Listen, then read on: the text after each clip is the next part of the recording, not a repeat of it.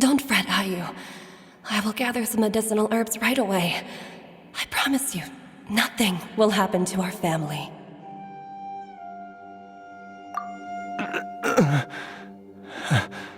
Why would these memories come to mind now?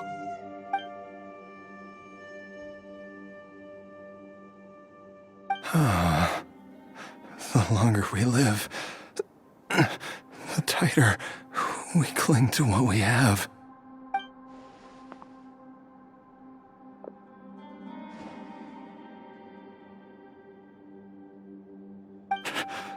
Oh, how I would love to hear your voice one last time.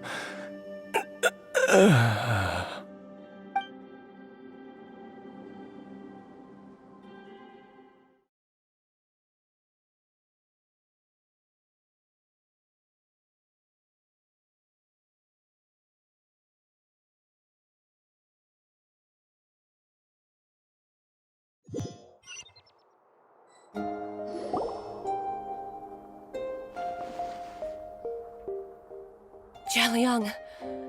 Jialiang! Jialiang! Jialiang! Dad, are you awake? Jiangli, are you? Didn't I... Huh? What are these? How does it feel to come back to life?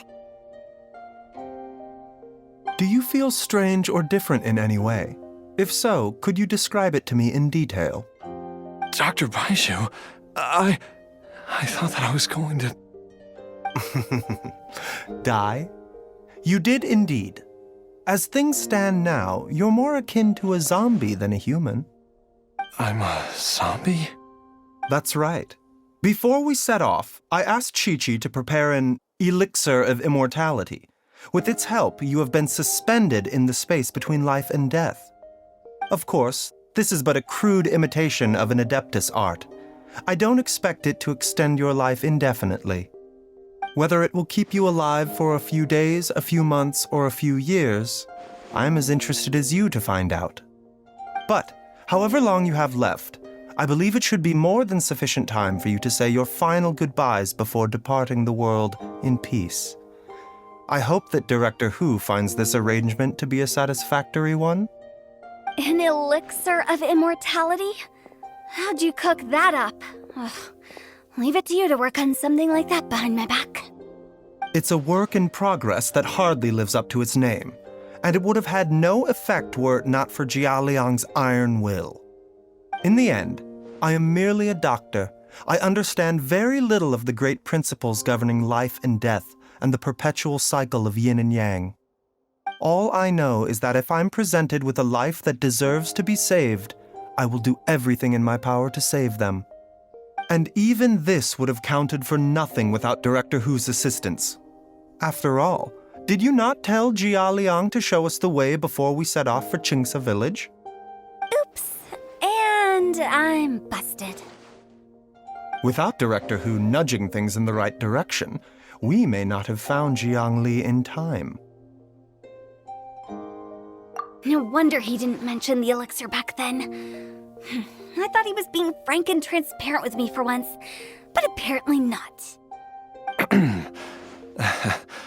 Director Hu told me to keep her suggestion a secret, but it seems nothing escapes Dr. Baizhu's attention. Never underestimate a serpent's sense of smell. All I wanted was to help Jia Liang find his missing wife as soon as possible, so that he could be on his way to the afterlife without any unfulfilled wishes making the journey more difficult than it needs to be. Leave it to Boo Boo Pharmacy to snatch the perfect opportunity right out of my hands at the last hurdle. Never mind. I'll just have to put it down in the books as a deferred consideration. One Chi-Chi was enough of a conundrum. The last thing I need's another one. If I'd known this was coming, I'd have whisked him off to the Wangsheng funeral parlor the moment I found him. You stay away from my dad! When I grow up, I'm gonna become an even better doctor than Mom and Baizhu, and cure Dad for good!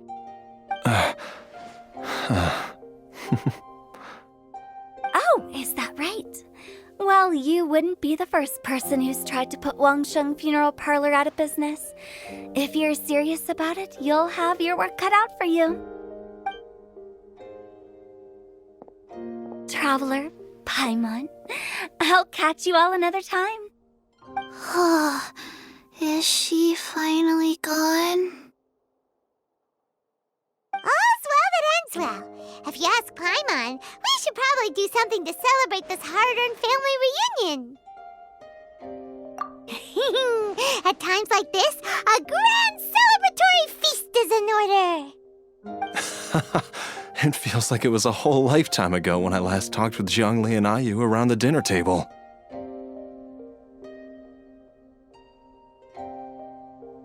Yay! Paimon can't wait! Alright, first things first, off to the market for some fresh ingredients. Let's go! Wait up! I'll come too! Baizhu, thank you so much for everything you've done for us. Don't mention it, Jiangli. I was just doing my duty. Just your duty, huh? Baizhu, Changsheng, would you mind if we took this conversation outside?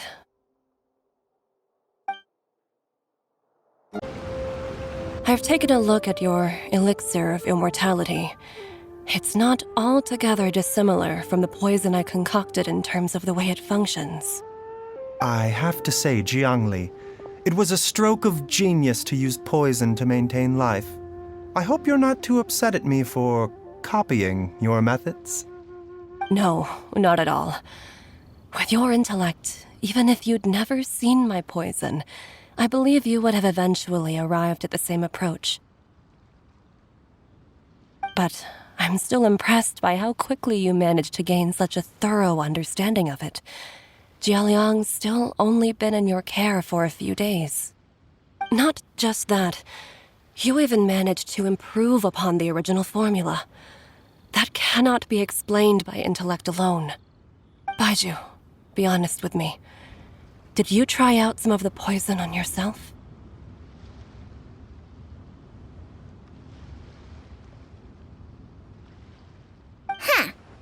Told you the truth would surface sooner or later. Life force isn't the only thing that Changsheng's contract lets you transfer between bodies, is it? Nothing gets past you, Jiangli. You are correct. Besides life force, Changsheng's secret art also allows for the transfer of toxins and diseases. When I treated Jia Liang for the second time, I transferred some of the poison from his body into my own. Not only did this allow me to alleviate the burden on him, but it also gave me an opportunity to study its properties. There is no need to worry about any long-term consequences to my health, however.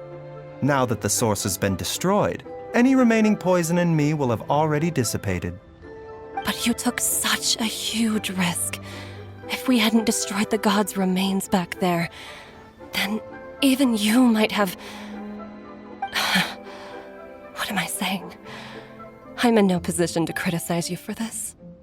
The reason I left our master and went into hiding all those years ago was that he was getting old, and I didn't want him using up any more of his own life force to treat my husband. But in the end, how were my methods any different? I risked one life to save another, and then you tried the poison on yourself too. It looks like both of us have ended up going the same way as our master before us. Are all disciples of Chenyu Vale destined to turn out this way? To live a short life, having given away our own for the sake of others? To fight relentlessly against the natural course of life and death, whatever the cost?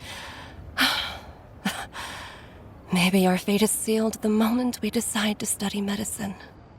We are doctors, Jiangli. We ought never say that anyone's fate is sealed. Baizhu, I can tell that, over the years, you've used the contract with Changsheng to transfer many diseases and toxins to yourself. There are so many that, some of them, I don't even recognize. Can you still stop before it's too late?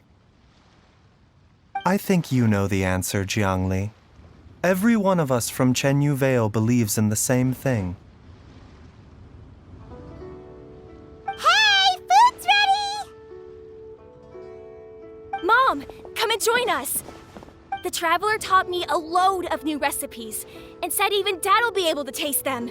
Come and try them out. Yes, darling. Mom will be there in just a second. Hey, slow down.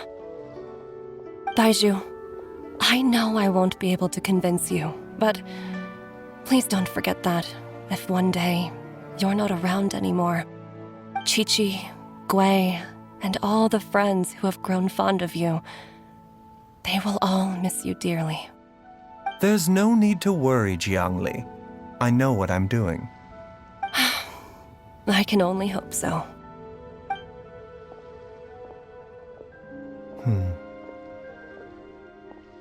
Baizhu, what did Jiang Li mean by not around anymore? Are you gonna be okay?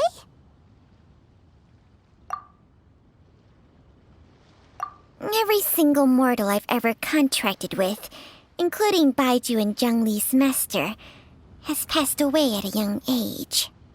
Wait, that doesn't make any sense. You said that the contract with you helps people live longer. It is a very long story.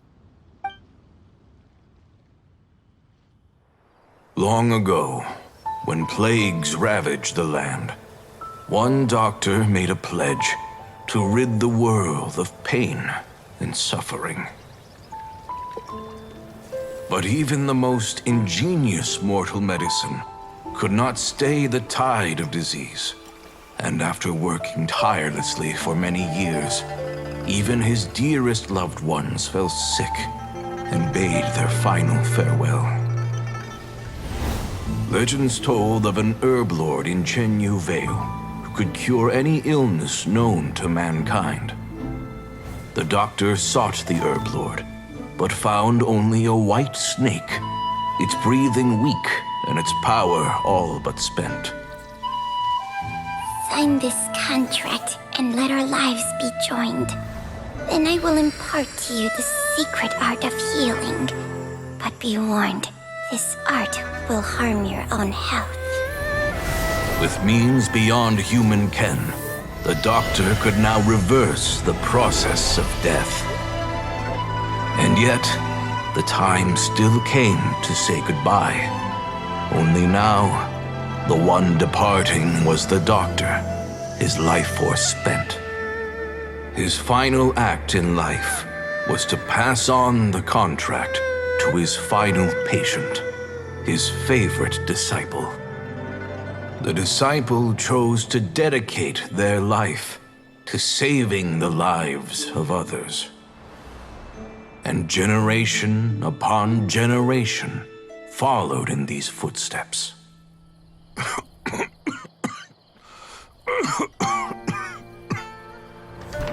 Since I inherited this contract, I've always respected the path taken by my predecessors and followed it myself unquestioningly. That is until I tried to use the art to save my own disciple's beloved. She begged me not to use up my own life force. She said that this art is a poison chalice, an evil and unnatural practice. She did not wish to sacrifice one life for the sake of another, when both were lives she treasured. Only then did it occur to me. Did I not suffer when my master passed away, just as patients' families do at their loved one's deathbed? Are not the lives cut short by this contract just as worthy of saving as any patients? What is this contract to us? Medicine or poison?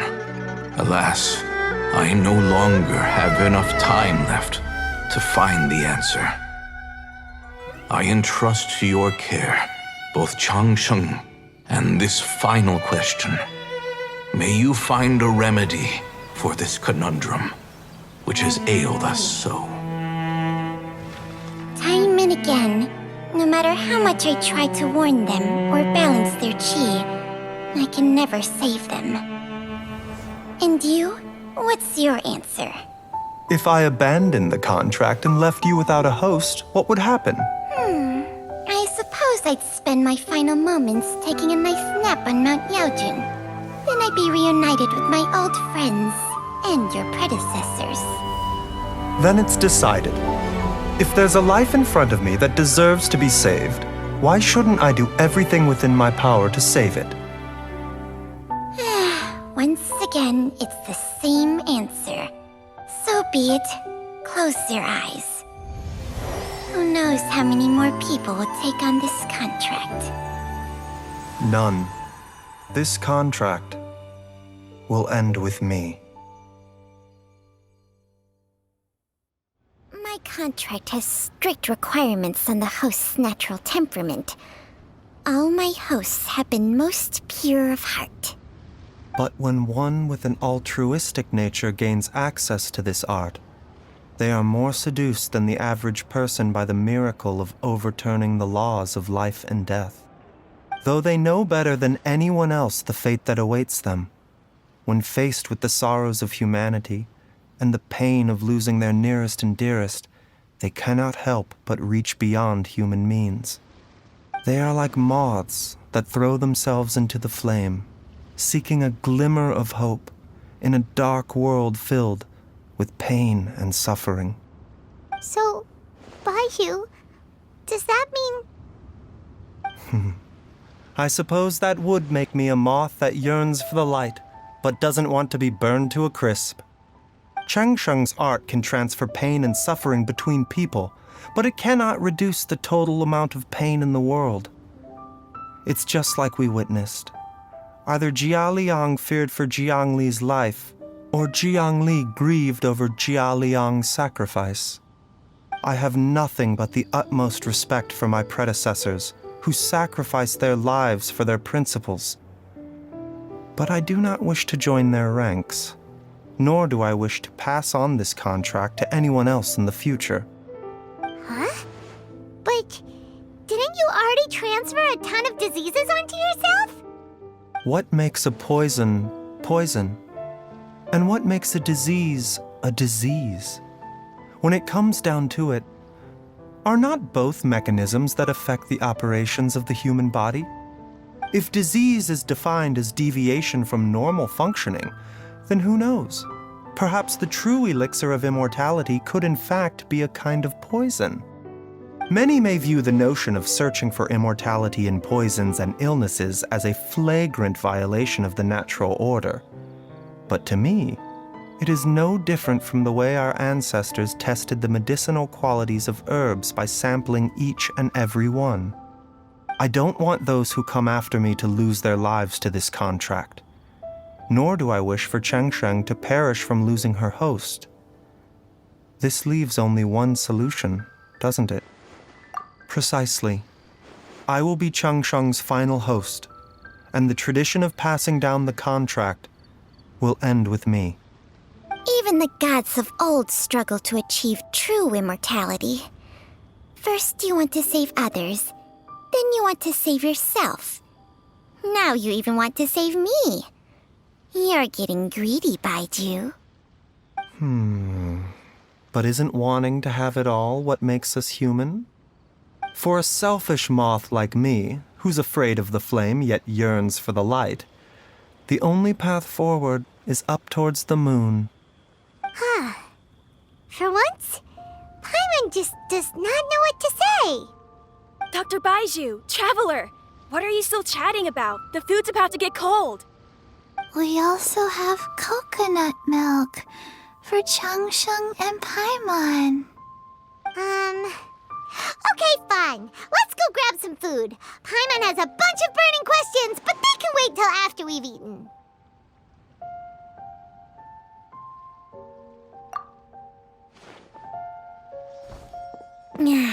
I do envy Paimon sometimes. Eating her fill is enough to satisfy her body and mind. True. And yet, although we call them simple pleasures, are such things as these not precisely why we mortals cling desperately to the life we have?